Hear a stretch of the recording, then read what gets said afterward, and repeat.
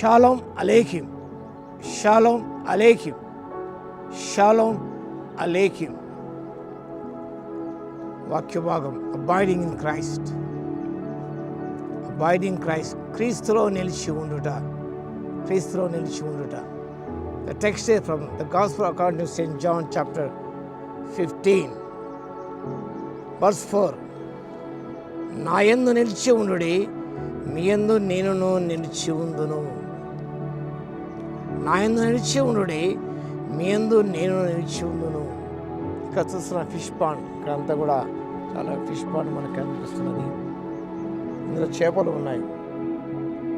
ఈ చేపలు నీటిలో ఉంటేనే అవి బ్రతుకుతాయి. అవి కూడా ప్రొడ్యూస్ చేస్తాయి చేపలను. నీటిలో లేకుండా బయట ఉన్నట్టయితే అవి చనిపోతాయి. నీటిలోనే ఉండాలి. క్రైస్తవ విశ్వాసి గమనించినప్పుడు ప్రభు చెప్పిన మాటలు, నా యందు నిలిచి అబాయిడ్ ఇన్ మీ. మన క్రీస్తులో ఉండక, ఆయన వాక్యం నిలిచి ఉండక, మరి అబాయిడింగ్ ఇన్ ద వరల్డ్, లోకంలో ఉంటున్నాం. ఈ ఫిష్ పాండ్ల చేపలు ఉంటేనే బ్రతుకుతాయి. అవి అనేక చేపలు ఉత్పత్తి చేయగలుగుతాయి. బయట ఉన్నట్టయితే అది చనిపోతుంది. Can do anything, will die. క్రైస్తవ విశ్వాసి కూడా క్రీస్తులో నిలిచి ఉండాలి. చాలా శ్రేష్టమైన సత్యాన్ని పరిశుద్ధాత్మను అందిస్తున్నాడు. ప్రభువే స్వయాన పలికిన మాటలు, అబాయిడ్ ఇన్ మీ, నా యందు మీ నిలిచి ఉండండి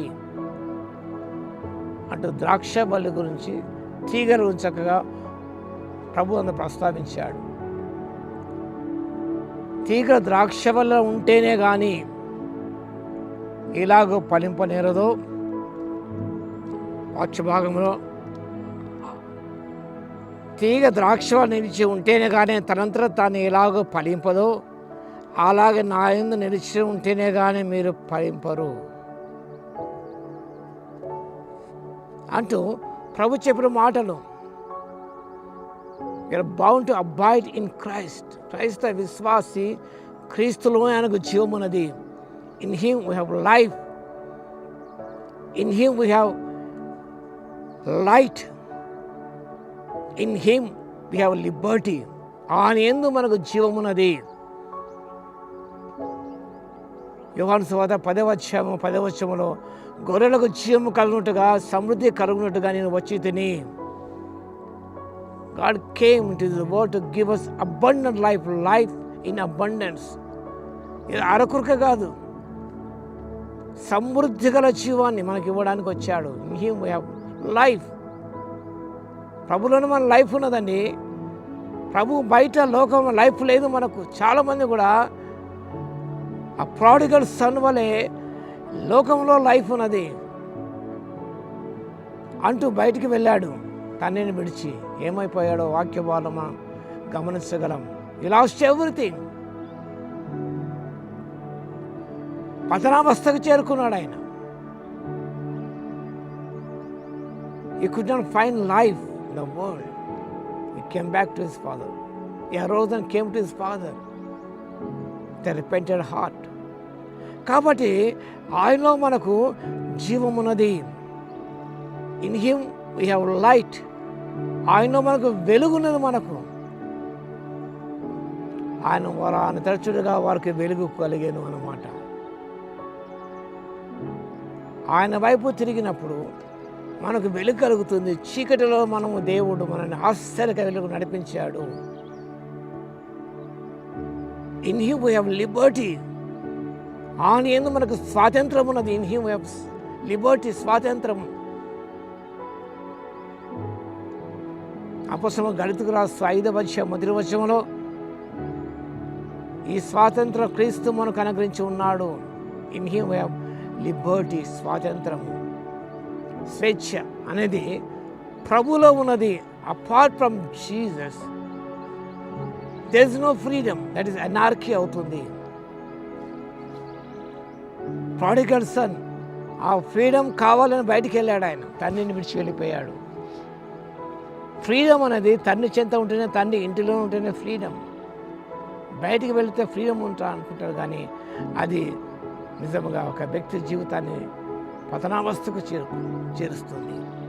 కాబట్టి మనం ప్రభువులో ఉన్నప్పుడు జీవాన్ని, వెలుగును, నిజమైన ఆత్మీయ స్వాతంత్ర్యాన్ని ప్రభువులో మనం పొందుకుంటాం. కాబట్టి ప్రభు చెప్పిన మాట గమనించినప్పుడు, నా యందు నిలిచి ఉండుడి.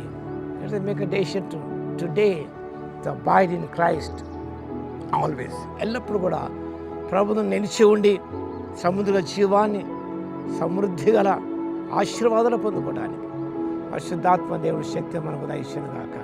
ఆమేన్. ప్రార్థన చేద్దాం. స్తుతికి పాత్ర, మహోన్నతుడ, మీకు వందనాలు, స్తోత్రాలు తండ్రి. మేము నిలిచి ఉంటేనే ప్రభువా జీవాన్ని పొందుకుంటున్నాం నాయన, వెలుగును పొందుకుంటాం, నిజమైన ఆత్మీయ స్వాతంత్రాన్ని మీద పొందుకుంటాం తండ్రి.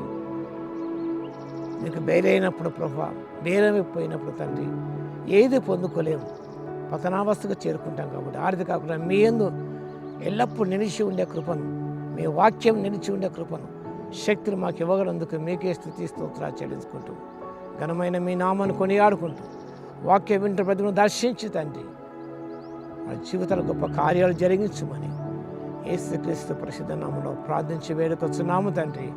ఆమేన్. మన తండ్రి అయిన దేవుని యొక్క ప్రేమయు, మన ప్రభువును రక్షకుడైన యేసుక్రీస్తు యొక్క కృపయు, పరిశుద్ధాత్మ యొక్క అన్యోన్య సహవాసం మనందరికీ సదాకాలము తోడై ఉండును గాక. ఆమేన్.